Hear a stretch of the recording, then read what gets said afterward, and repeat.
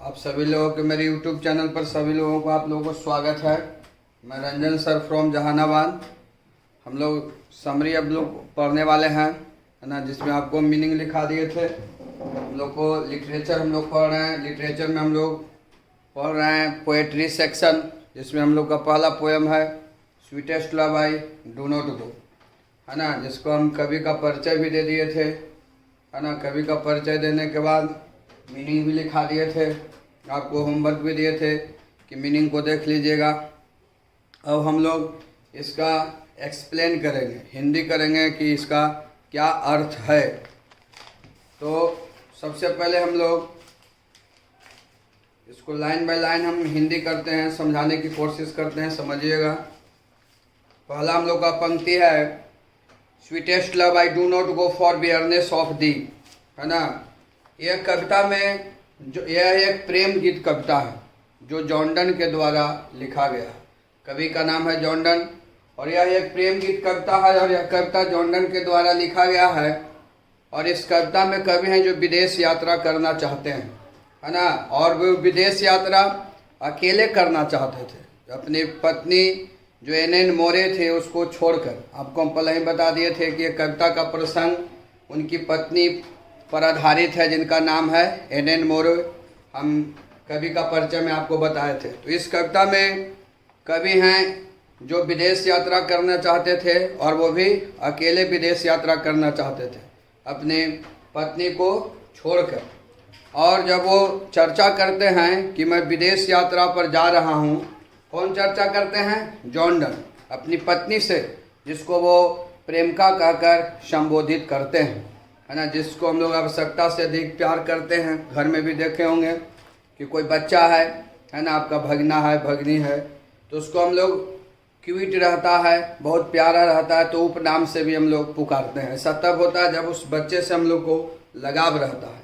तो उसी प्रकार से कवि हैं जॉर्डन हैं जो इस कविता में कवि हैं जो अपने पत्नी को मधुरतम प्रेम, महबूबा, प्रिय, प्रीतम कहकर संबोधित करते हैं। लेकिन जब उनकी पत्नी जानती है कि विदेश यात्रा पर जा रहे हैं और हमें छोड़कर, तो वो वहाँ पर अड़चन डाल देती है कि नहीं, विदेश यात्रा पर आपको जाना नहीं है। क्योंकि उनको डर था कि विदेश यात्रा पर कुछ भी हो सकता है, कुछ भी घटना घट सकता है, और ये जब चले जाएगा तो हम किसके साथ अपना जीवन व्यतीत करेंगे, क्योंकि विदेश यात्रा पर काफ़ी समय लगता है। तो वो किस प्रकार से कवि जॉर्डन अपने पत्नी यानी अपने प्रेमिका को कैसे समझाते हैं, कैसे कन्विंस करते हैं, उसी को इस कविता में बतलाया गया है ना। तो यह एक प्रेम गीत कविता है। तो कहता है कि sweetest love I do not go for weariness of दी।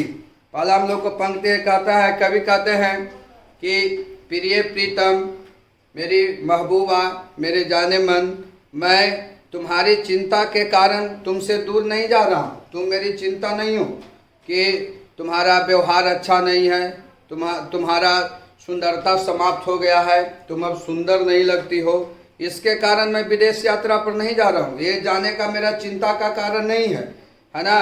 तुम पहले भी सुंदर थी, चांद के टुकड़ा थी, आज भी तुम सुंदर हो।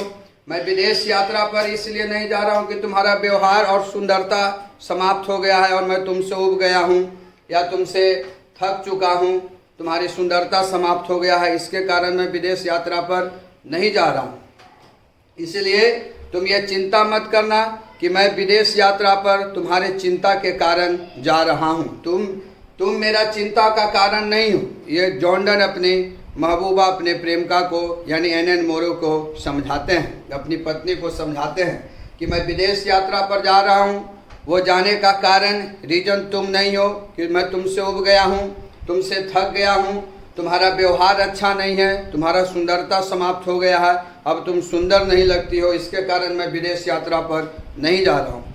मैं तो अभी पहले भी तुम चांद की टुकड़ा थे मेरे लिए और अभी भी तुम उतना ही सुंदर हो। मैं तो इसलिए तुम ये चिंता मत करना कि तुम्हारे कारण मैं विदेश यात्रा पर जा रहा हूँ। एक कवि हैं जो अपनी पत्नी, अपने प्रेमिका को समझाते हैं। कवि हैं जो इस कविता में अपनी पत्नी को प्रेमिका, मधुरतम प्रेम, महबूबा, जाने मन कहकर संबोधित करते हैं। Nor in the hope the world can show A fitter love for me, but since that I.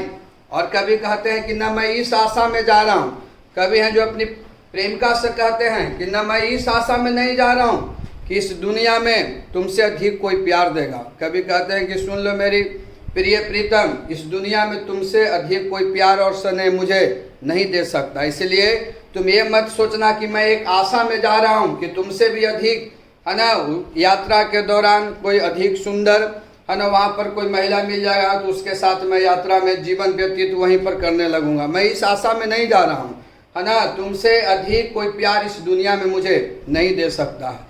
और मैं विदेश यात्रा पर रहूँगा तो ऐसा नहीं है कि मैं तुम्हें भूल जाऊँगा, मैं विदेश यात्रा पर हमेशा तुम्हें याद करते रहूँगा, क्योंकि मैं तुम्हें इस जन्म के लिए नहीं, अगले 7 जन्मों तक तुम मेरा प्रेमिका बनकर रहोगे। तुम्हें 7 जन्मों तक मैं तुम्हें हमेशा प्यार करता रहूँगा। ये कवि इस तरह का अपने प्यार का इजहार करते हैं किसके सामने? तो अपनी पत्नी, अपने प्रेमिका कि एन मोरे के सामने, अपने प्रेमिका के सामने कहते हैं कि मैं इस आशा में विदेश यात्रा पर नहीं जा रहा हूँ, है ना, कि यह दुनिया तुमसे अधिक प्यार देगा या मेरे जाने मन तुमसे कोई अधिक प्यार इस दुनिया में मुझे दे नहीं सकता। इसलिए इस तरह की बात तुम मत सोचना। मैं विदेश यात्रा पर रहूँगा, वहाँ भी तुम्हें याद करते रहूँगा, और जो मेरा प्यार है इस जन्म के लिए नहीं, अगले 7 जन्मों तक मैं इसी तरह से तुमसे प्यार करता रहूँगा। इसलिए तुम चिंतित मत हो, मैं यात्रा कर लौट आऊँगा। कभी हैं जो अपने प्रेमिका के सामने अपने सारे प्यार को इजहार करते हैं, अपनी भावना को बतलाते हैं, वो बतलाना चाहते हैं कि मैं कितना तुमसे अधिक प्यार करता हूँ। इसलिए तुम चिंतित मत हो, मैं यात्रा कर लौट आऊँगा। कहते हैं कि must die at last, tease best to use my self in जेस्ट, दस by fence death to die. और कभी कहते हैं कि जॉन डन अपनी प्रेमिका, अपनी महबूबा, अपने जाने मन से कहते हैं कि अभी तुम इस तरह उदास हो रही हो, उदास होने की ज़रूरत नहीं है ना, तुम इस तरह उदास हो रही हो तो मैं कैसे यात्रा पर मुझे मन लगेगा, मैं कैसे यहाँ से निकल पाऊँगा, मैं कैसे जा पाऊँगा, है ना। इसलिए तुम इस तरह उदास मत हो, है ना। अभी तुमको छोड़कर हम कुछ पल के लिए जा रहे हैं और तुम इस तरह से उदास हो रही हो। ऐसा नहीं है कि तुम्हें हम हमेशा के लिए छोड़कर जा रहे हैं, इसलिए उदास मत हो। कुछ समय के लिए तुमसे हम जुदा हो रहे हैं। सोचो उस दिन तुम्हें क्या होगा जिस दिन मैं दुनिया में नहीं रहूँगा। अगर मैं मर जाऊँगा तो तुम्हें क्या होगा? जिस तरह से तुम व्यवहार कर रही हो, इस तरह से रो रही हो, इस तरह से विलाप कर रही हो और तुम विदेश यात्रा पर मुझे जाने के लिए बाधा डाल रही हो, तो उस समय क्या होगा जब मैं मर जाऊँगा।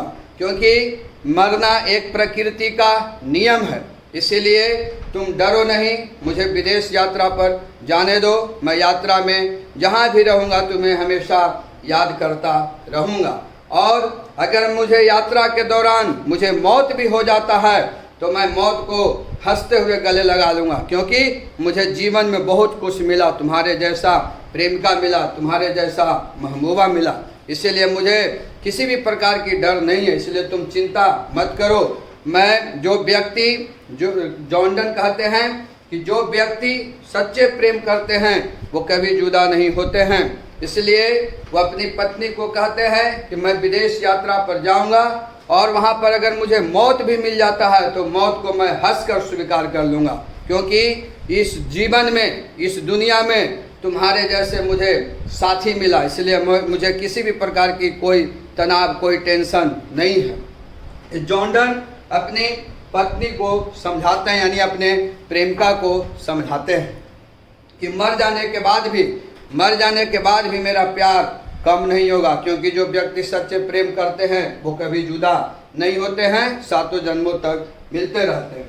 ये इस तरह से कभी अपनी पत्नी, अपने प्रेमिका को कन्विंस करते हैं, समझाने की कोशिश करते हैं। और आप लोग जानते होंगे, एक गाना वगैरह भी आप लोग बहुत जानते हैं, सुनते हैं। तो एक मन फिल्म का गाना था कि चाहा है तुझको चाहूँगा हरदम, और मर के भी तुमसे ये प्यार न होगा कम। ये गाना आप लोग सुने हैं, जो ये सूटेबल बैठता है यहाँ पर, है ना। तो इस तरह से कवि हैं जो अपनी जाने मन अपनी महबूबा को समझाने की चेष्टा करते हैं, कोशिश करते हैं। कहते हैं कि after night the sun went hence and at his hair to do. और कभी कहते हैं कि देखो प्रत्येक शाम को सूरज चला जाता है और अगले शाम चला आता है। कभी अपने प्रेमिका से कहता है कि सुनो मेरे महबूबा, मेरी जाने मन, सूरज भी एक यात्रा करता है, प्रत्येक शाम को चला जाता है और अगले सुबह चला आता है। सूरज के आने के यहाँ कोई मकसद नहीं है, तो पर भी अपने वादा को पूरा करता है। जिस तरह से सूरज प्रत्येक शाम को चला जाता है और अगले सुबह चला आता है, उसी प्रकार से मैं तुमसे वादा करता हूँ कि मैं भी सूरज की तरह यात्रा कर कर तुम्हारे पास लौट कर चला आऊँगा। कहते हैं कि he hath no desire nor sense nor half so short a way then fear not me. और कभी कहते हैं अपने प्रेमिका से कि सूरज के पास न इच्छा है और न ज्ञान है, तो पर भी अपने वादा को पूरा करता है। न सूरज का कोई इस दुनिया में प्रेमिका है, तो पर भी अपने वादा को सूरज पूरा करता है।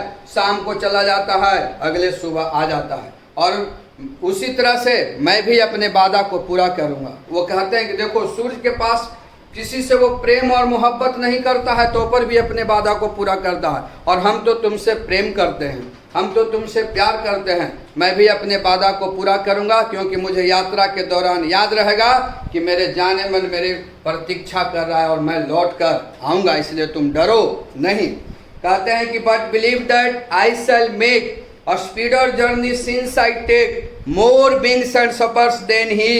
इसलिए कभी कहते हैं जॉर्डन अपने प्रेमिका से कहते हैं कि इसलिए तुम मुझ पर विश्वास करो, मैं सूरज से भी तेज गति से यात्रा कर कर लौट आऊँगा।